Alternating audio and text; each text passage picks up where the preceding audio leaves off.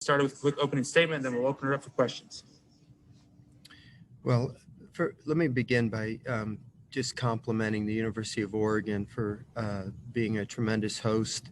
This is my first time to Eugene, and everything was just run in a first-class manner. I mean, everything. The facility is beautiful. The administrative aspect of it, everybody treated us in a first-class way. And I cannot speak in greater superlatives for the coaching staff, Mark and his staff, and the quality of the players for the University of Oregon. I know I've been on the other side of this many times, and when your season comes to a finality so suddenly, and especially in such a close game, heartbreaking way like that, it's hard to rejoice too much when you're on the winning side, because you know what they're going through. They pour their heart and soul into it every day, and when they come up short, it's just, it's devastating. And they had such a great year and such a great ball club. And I don't know if everybody noticed, but they took the time to go shake hands with our team after the game, and they didn't just go through the motions. Every one of their people, starting with the coaching staff, complimented our players and said such nice things. It was so first class. And when programs are run that way, they ultimately get to the top of the mountain. And even though today is a disappointing day for them, when you do things the right way, ultimately things always go your way. And I compliment Mark and the first class way he runs his program. There's nothing but great days ahead for them, and I compliment them in a big way. So I know they're hurting right now, but these days will pass, and they'll have good things ahead for them. On the other hand, for us, obviously this was a tremendous accomplishment, to lose the first game of a tournament and then to come back and win 4 straight elimination games. I just remember so much that after we had lost that opening game to Gonzaga, and then the team came to the field the next day to play Central Connecticut State, and I had watched a couple of innings of that game, and they gave Oregon all they could handle that opening game. I think they had 16 or 17 hits. And I knew Charlie Hickey from my years at Notre Dame when he was at Providence, and I knew that they played hard and they had tough kids, and they were going to give us as much as we could handle. And I knew our kids were down from the loss the night before, and we had a short turnaround, and our kids, showed just a lot of resiliency coming out that next early morning to get ready for a 1:00 game, and they played so hard, and we got that win behind us, and then yesterday was such a long day, and I'll just never forget the effort Javen Coleman gave us out of the bullpen to allow us to win a hard-fought game last night over a really good Oregon team. And then tonight, it was just such a wild game. We had so many young pitchers that we ran out there, and I'll tell you, we got off to a good start behind Gavin's home run, and then, our young pitchers would fall behind in counts, and Kenyon got into one and hit the 2-run homer, and then their Zavala, the really great ball player, man, he goes opposite field and hits a home run to give him a lead, and they just got a really good team. And when our young pitchers fall behind in counts, they would hit them, and we fell behind, and then Drew Bianco gave us a lift with the big home run, and then they came right back, and I'm trying to remember, Kenyon hit the home run. I guess I got confused. So who hit the first home run for them? Zavala hit the early home run, I guess. So I just remember it just being back and forth, and it was a great ball game. And then we got very fortunate there when Dugas led off with a walk, and then Cade Doty chopped the ball over the first baseman's head. Sometimes in baseball you just get fortuitous bounces, and that was just a good lucky bounce. Luck is a residue of design. Sometimes Cade went the opposite field. They're playing him shift to pull, and rightly so, because he pulls the ball so frequently, but he just had a good inside out swing there and bounced the ball over the first baseman's head, and we ended up with second and third, and then Cade Belosa put the ball in play, and Gavin got a great jump off third base on a contact play, and and a bang bang play at the plate, and we got the call at home, and then there was a lot of cat and mouse game there with first and third. We had the safety squeeze on, and they were doing a crash with the first baseman. I took it off, and then I think they got their signals crossed a little bit there, and the pitcher ended up balking, and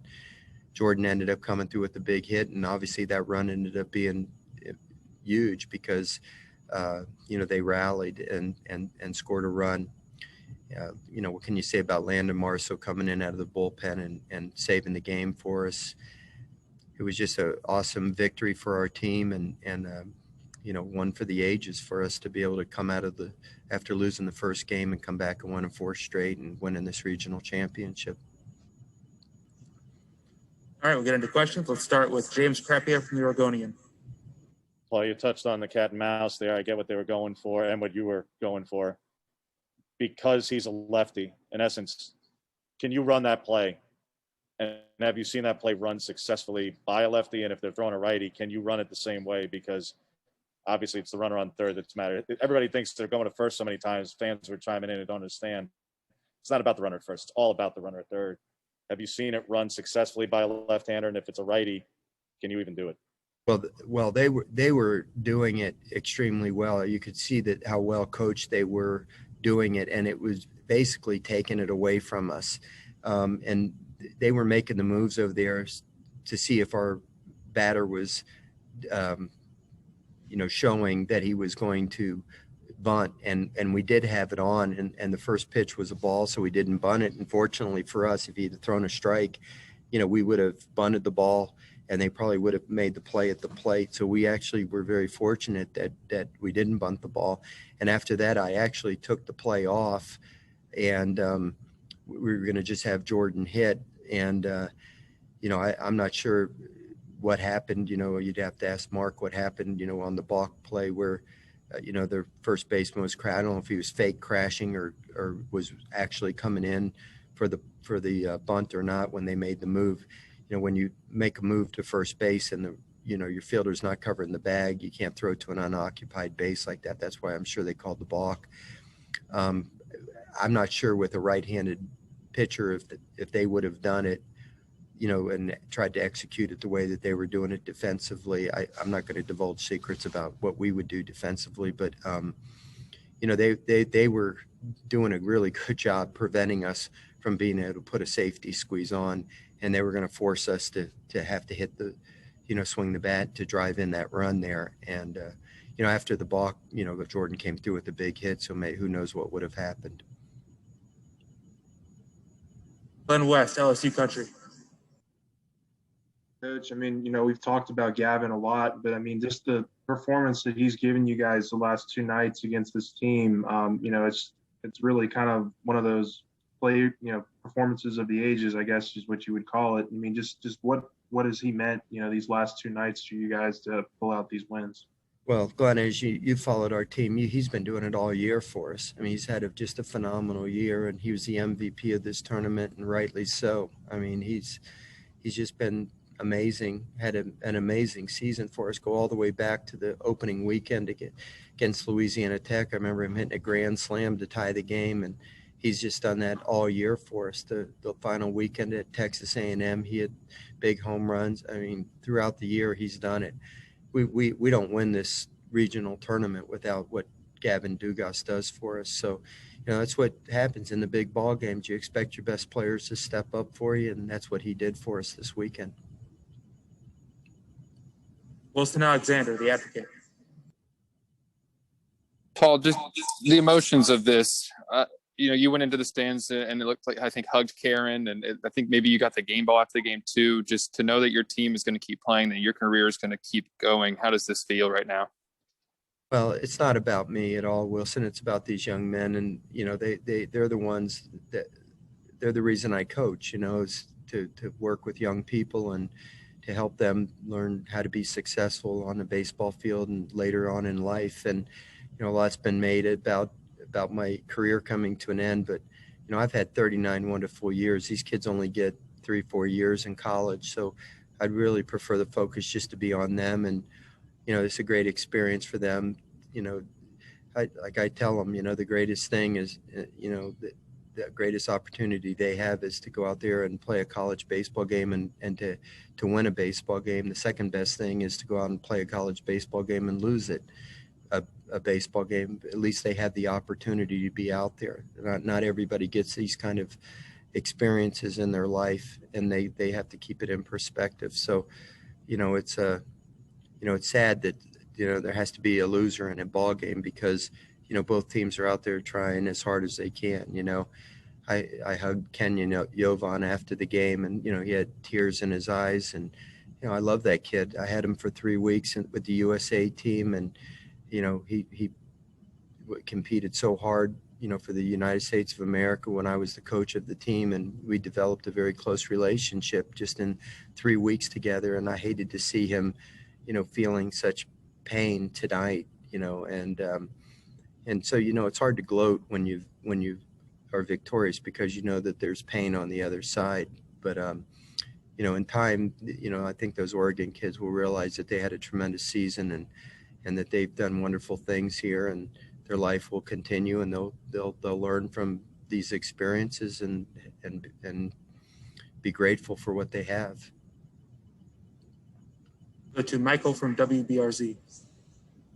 Coach, a lot is going to be made of the offensive plays in this game. I know you did have the one error, but can think of some big plays in the outfield that were made, some infield plays that were made. If you would speak to your team coming up big defensively.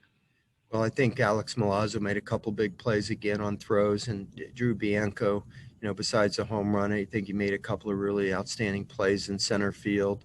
I think Thompson, I know he had that, bad error with Edwards on the mound, but he turned a beautiful double play once when he went in the hole and started a double play. So, it's a tough game to play, and these kids have a lot of pressure on them. So you expect them to play perfectly, but, they're young men, and, they can't do it all the time.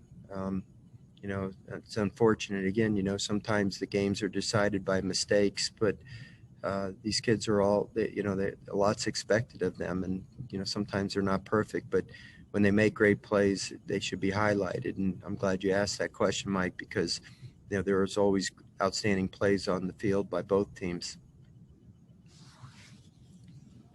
David Foles, Rivals.com. Coach, walk me through the conversation you had with Landon in the ninth. Devin's ready. Devin, I mean, when you're watching the game on TV, it looks like he's going to jump the fence to try to get onto the field. But just walk me through why stick with Landon, and did he fight to stay in? Walk me through that. I just couldn't take the ball from him, David. He's been such a competitor all year. First of all, he wanted to pitch so badly tonight, and I really debated a lot about whether or not even to use him. I very rarely have used a guy like that on 2 days rest, and he was basically pleading with me, for the last couple of days to pitch tonight. And I even talked to his parents to make sure that they were okay with it. And, we were going to limit how much he threw. I didn't expect to have used him even for as many pitches as we did, but he looked so sharp, and the game's on the line, and obviously Fontenot's been great, but Fontenot's pitched 2 days in a row, and I just thought Landon was throwing the ball outstanding against a great hitting team, and I just at that point, that was going to be his last batter, and I'm glad he got him out, because I would have hated to have to go out there and take the ball from Landon, as hard as he was competing out there.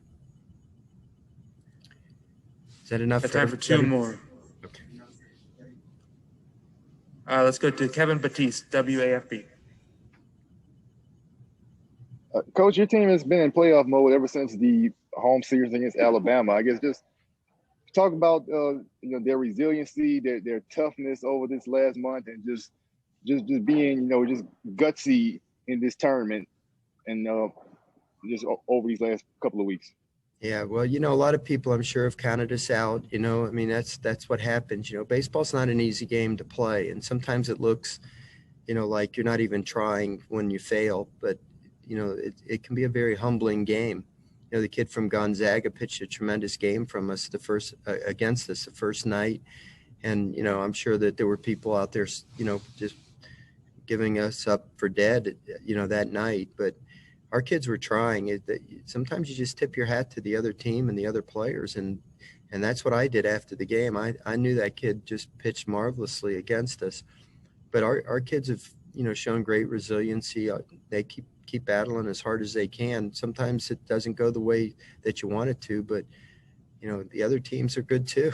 They give scholarships and they have great coaches and great players as well. Somebody has to lose a game, and fortunately for us, the last 4 games we've come out on the positive side. But we're just going to keep battling. I'm glad we get to keep playing, and we're going to go to Tennessee next weekend and give it everything we've got, and hopefully we can be victorious.